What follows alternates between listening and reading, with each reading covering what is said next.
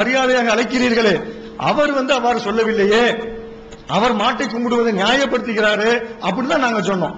நீங்க என்ன சொல்லணும், கடவுளை போதிப்பவன் எவ்வாறு அயோக்கியனோ அதே மாதிரி மாட்டை கும்பிட சொல்லி போதிப்பவன் அயோக்கியன்னு சொல்லிட்டீங்கன்னா பிரச்சனை முடிச்சு போச்சு. அதே அளவுகோல், நீங்க ஒண்ணுக்கு ஒரு அளவுகோல், இன்னொன்னுக்கு ஒரு அளவுகோல். கடவுளை நம்புபவன் செய்தால் அது தவறு, கடவுளை மறுப்பவன் எது செய்தாலும் நியாயம் என்று பேசுவது அறிவுக்கு புறமானது, பகுத்தறிவுக்கு ஏற்பில்லாததான் நாங்க சொல்லிட்டு இருக்கிறோம். அடுத்து இந்த ஒவ்வா திருமணம், அதாவது பெரியாரே சொல்றாரு, மணமக்கள் பொருந்திய விஷயத்தில் போதிய வயது முதலிய பொருத்தம் இல்லாதும் பெண்களின் சம்மதமோ அல்லது ஆணின் சம்மதமோ இல்லாமல் பெற்றோர் தீர்மானம் செய்து.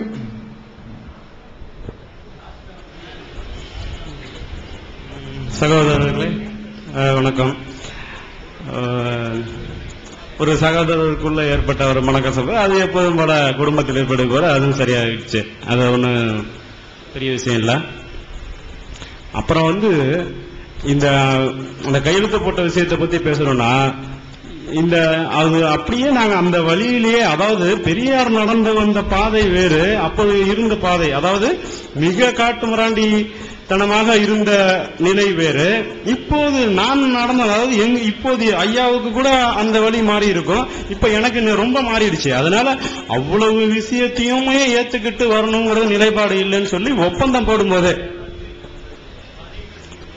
போடும்போது அந்த விஷயத்தில் நான் எனக்கு முழு உடன்பாடு இல்லை.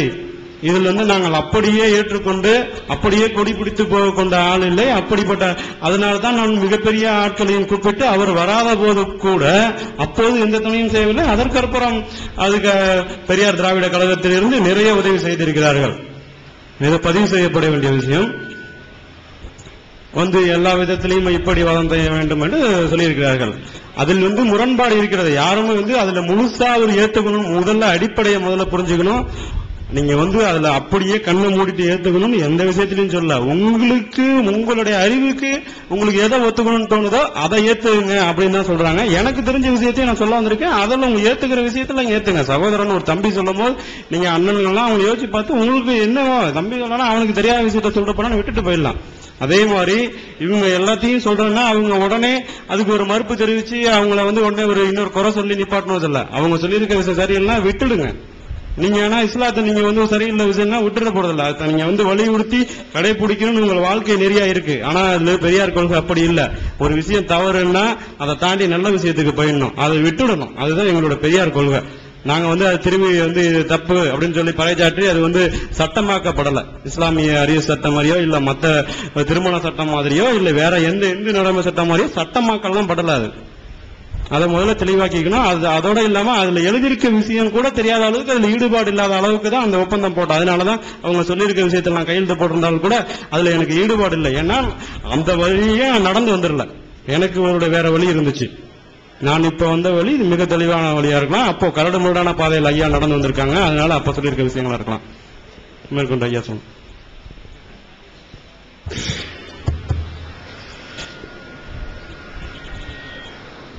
மன்னிப்பு கேட்டுக்கொண்ட அனைவருக்கும் நன்றி. அந்த ஒரு சூழ்நிலை வந்ததற்கு நான் வருத்தப்படுகிறேன். அதை நான் சொல்ல வந்ததற்காக நான் வருத்தப்படுறேன். புரியுதுங்களா?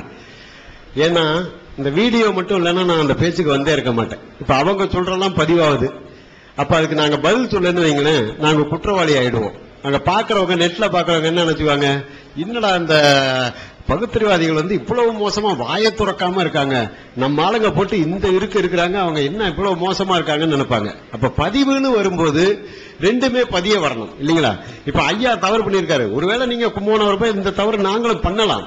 எவ்வளவோ இருந்தது. காலையில கூட சொன்னேன், தண்ணி இல்ல, குளிக்கிறதுக்கு தண்ணி இல்ல. அது உங்களுடைய தவறோ என்னுடைய தவறோ கிடையாது. இந்த மோட்டார்ல ஏதாவது கோளா இருக்கலாம், ஒரு வாட்டர் போய் இருக்கலாம். இதெல்லாம் பெருசுப்படுத்துற ஆள் கிடையாது நாங்க. ஏன்னா இப்ப நாளைக்கு இரவு நான் இங்க இருந்து கும்பகோணம் போயிட்டு நாளைக்கு ராத்திரி எனக்கு இன்னொரு ஊர்ல மீட்டிங், எங்க பெரியார் அவர்கள் மீட்டிங். அதனால நாங்க அலைஞ்சிட்டு இருக்கனால இதை விட பெரிய சிரமங்கள்லாம் தினம் அனுபவிக்கிறவங்க. நீங்க எப்படி இப்ப ஐயா எப்படி கொள்கையை ஏத்துக்கிட்டு அதுக்காகவே உழைச்சு அவங்க மட்டும் என்ன நிம்மதியான வாழ்க்கையா இருக்குங்கிறீங்க? அவங்க மனைவி கூட இருக்காது. அவங்க ஏற்றுக்கிட்ட கொள்கைக்காக அவங்க வாழ்றாங்க, நாங்க ஏற்றுக்கிட்ட கொள்கைக்காக நாங்க வாழ்றோம். எங்களுக்கு எல்லாம் ஒரு சொந்த வாழ்க்கையே இருக்காது. குடும்பம் இதெல்லாம் பார்ப்போம்னு சொல்லி இருக்கவே இருக்காது. என்னைக்கு வீட்டுல இருப்போம், என்னைக்கு வருவோம்னு யாருக்குமே தெரியாது. தந்தை பெரியாரும் அப்படிதான் இருந்தார்கள். அப்புறம் ஐயா சொன்னாங்க, இந்த மாதிரி இந்த குழந்தைக்கு வந்து சமையல் சொல்லி கொடுக்கறது பெரிய தப்பா, புருஷன் வீட்டுல போனா சமைக்க வேணாமா அப்படின்னு கேட்டேன். அதுக்கு சொன்னாங்க, புருஷன் வீட்டுல போனா சமையல் மட்டும் இல்ல, இன்னும் சில வேலைகள்லாம் இருக்கு, அதுக்கும் பயிற்சி கொடுக்க முடியுமா அப்படின்னு கேட்டாங்க. நான் தயவு செஞ்சு சொல்லிக்கிறேன், அது வந்து காமம்ங்கிறது இயற்கையா வருங்க. இப்ப ஆண்களுக்கு கூட அந்த 15 வயசு வரைக்கும் அது சமாச்சாரம் ஒரே ஒரு வேலை தான் நினைச்சுக்கிட்டு இருப்பான், மூத்திரம் மட்டும்தான் பெய்யுன்னு. அதுக்கப்புறம் தானா சொல்லிவிடும். அப்பா அம்மாலாம் சொல்லி தருவானா, யாரும் இது போய் யார்ட்டையும் அம்மாட்ட போய் கேட்க மாட்டாங்க. நான்லாம் 16 வயசுல வந்து எங்க அப்பாவும் அம்மாவும் சேர்ந்துதான் நம்ம பிறந்தோம் சொன்னோம். நான் இல்லன்னு சத்தியம் பண்ணுவேன். சேச்சா எங்க அப்பாலாம் அது மாதிரி பண்ண மாட்டார், எங்க அம்மாலாம் ரொம்ப நல்லவங்கன்னு நான் சொன்னவன் தான். ஏன்னா அப்பெல்லாம் சினிமா வரலீங்க, இந்த தொப்புல காமிச்சிட்டு ஆடுற பொம்பளைங்கலாம் அன்னைக்கு வரல. அன்னைக்கெல்லாம் ஏதோ கொஞ்சம் அந்த மார்பு கருப்பை மூடிக்கிட்டு இந்த வயிறு தெரியற இடத்துல கூட அந்த கலர் சட்டையை போட்டு ஆடுற நடிகைகள் தான் இருந்தாங்களே தவிர, இப்ப பிறந்த பிள்ளைக்கே தெரியுது அது வேற சமாச்சாரம். இன்னைக்கு காலகட்டம் அப்படி ஆயிடுச்சுங்க. அதனால இந்த சமையல் வந்து புருஷன் வீட்டுல போய் செய்யணுங்கிறதுனால மத்ததையும் இங்கேயே பயிற்சி கொடுத்த சொல்றது ஒரு பகுத்தறிவான ஒரு கேள்வி இல்லைன்னு நான் நினைக்கிறேன். அது வந்து உங்க முடிவு, அது நியாயமா? ஏன்னா இன்பம், துன்பம், தூக்கம், அழுகை இதெல்லாம் வந்து இயற்கைங்க.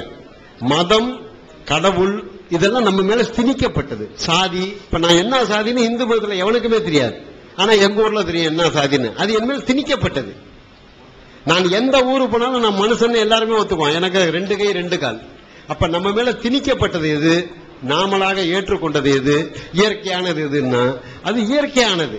சமையல் இயற்கையானது கிடையாது, அது சொல்லி கொடுத்தாதான் வரும். எது சொல்லி கொடுத்தா வருமோ அதை சொல்லி கொடுத்து தான் ஆகணும். இயற்கையா வர்றதை போய் நம்ம பெருசு பண்ணிக்கிட்டு அதையும் நம்ம இங்கேயே பயிற்சி கொடுத்து அனுப்பணுமாங்கிறது, அது மாதிரி கொடுத்தா எந்த மாப்பிள்ளையும் கட்டிக்க மாட்டாங்க இல்லைங்களா? ஏற்கனவே உனக்கு என்னென்ன ட்ரைனிங் கொடுத்தாங்க, எனக்கு எல்லா ட்ரைனிங்கும் எங்க வீட்டுல கொடுத்துருக்காங்க, எங்க அண்ணன் தான் கொடுத்தாரு சொன்னா அது ஒரு நாகரிகமா இருக்காது இல்லைங்களா? அப்புறம் ஐயா சொன்னாரு, திருவிழாக்கள் வந்து மாட்டுக்கு ஒரு பொங்கல், மனுஷனுக்கு ஒரு பொங்கல் அப்படின்னு வரிசையா எப்படியே ஒவ்வொரு திருவிழாவை போனா வருஷம் 365 நாளும் வெறும் திருவிழாவே இருக்குனாங்க. எங்களுடைய நோக்கம் அது கிடையாது. நான் திரும்ப திரும்ப தயவு செய்து உங்ககிட்ட சொல்லிக்கிறேன், ஐயா ஒன்னு ஆதரிச்சாருன்னு சொன்னா இந்த மனித சமுதாயத்தை எப்படியாவது திருத்தி ஆகணும். எப்படி திருத்துறதுன்னா அவன் வழியில போய் தான் திருத்தி ஆகணும்.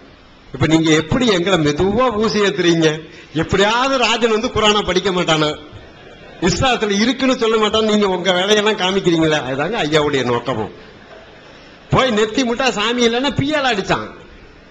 மதுரையில சொல்றாரு கடவுள் இல்லைன்னு சொல்றாரு, மலத்தை தாமரையில கட்டிட்டு போய் அடிக்கிறாங்க. ஒரு கோடீஸ்வரங்க, பிறவி கோடீஸ்வரன். ஏன் அவர் மலத்தால அடி வாங்கணும்? தண்ணி கொண்டு வராங்க, கழுக மாட்டேன்ட்டார். அதுக்கப்புறம் 2.5 மணி நேரம் கடவுளை திட்டாரு. அவன் இவரை மலத்தால அடிச்சதே கடவுளை திட்டினதுக்காக. கழுகாம நம்ம மூஞ்சில கொஞ்சம் மலம் பட்டா நம்மளால எப்படிங்க பேச முடியும்? 2.5 மணி நேரம் அந்த கடவன் பேசிட்டு இரவு போய் அந்த மலத்தை எடுக்கும்போது தாடியில புடிச்சிட்டு ஒட்டிட்டு இருக்கு. அப்ப தண்ணியை ஊற வச்சு பிச்சை எடுக்கிறாரு. அந்த இடமே நாத்தம். அப்ப மணியம்மா கேக்குறாங்க, ஐயா உங்களுக்கு இது வந்து ஒரு சிரமமா தெரியலையா? இந்த அறிவு கட்ட மக்களுக்காக நீங்க ஏன் வந்து இந்த மாதிரிலாம் அவஸ்தைப்படணும் அப்படின்னா? அப்ப ஐயா சொன்னாரு, அவன் மலத்தால அடிச்சான்னு சொல்லி நான் கவலைப்படவே இல்லை, மலம்னு தெரிஞ்சும் அதை கையில் எடுத்துட்டு வந்திருக்காங்க பாரு, அதை நினைச்சு வேதனைப்பட்டினார். அந்த நிலைமையில இவன் இருக்கான். சீர்காழி முத்துசாமின்னு ஒருத்தர் இருந்தார். இப்பதான் ஒரு 3-4 ஆண்டுகளுக்கு முன்னாடி செத்து போனார். இன்னைக்கு இந்த என்ன ரங்கநாதன் ஸ்ட்ரீட், டி நகர் ரங்கநாதன் ஸ்ட்ரீட் சரவணனும் அவரும் ஒன்னா தலையில வந்து பாத்திரம் ஊத்தவங்க. இன்னைக்கு அவர் ரங்கநாதன் ஸ்ட்ரீட்ல சரவணன் எங்கேயோ போயிட்டாரு, இறந்து போயிட்டாரு. பிள்ளைங்க நல்லா இருக்காங்க, திறமை அவங்களுடைய உழைப்பு. இந்த முத்துசாமியும் நல்லா இருக்காரு சீர்காழியில. அவர் வந்து கடவுள் பக்தர், 22 வயசு, நல்ல உயரமா இருப்பார். அப்போ ஒரு பாப்பான் 200 ரூபா கொடுத்து, இன்னைக்கு ராமசாமி நாயக்கர் வந்து பேசுவான், நீ அவனை கல்லால் அடிச்சு கொண்டுடுனார். என்ன காரணம் கேட்டீங்கன்னா, சீர்காழி முத்துசாமி காக்காவை ஒரு கல்லால் எடுத்து அடிச்சாருன்னா அந்த கல்லோட காக்கா விழும். நல்ல உயரம், 6 அடி உயரம், குறி பார்த்து அடிக்கிற திறமை அவருக்கு பிறவியிலேயே இயற்கையாவே இருக்கு. 200 ரூபா கொடுத்து அவரை அடிச்சு கொள்ளுடு, பெரியார் பொட்டில் அடிச்சு கொள்ளுடுன்னு சொல்லுவோம். இவர் கேட்கிறார், ஏன் அவரை கொள்ளணும்னு கேட்கிறார்.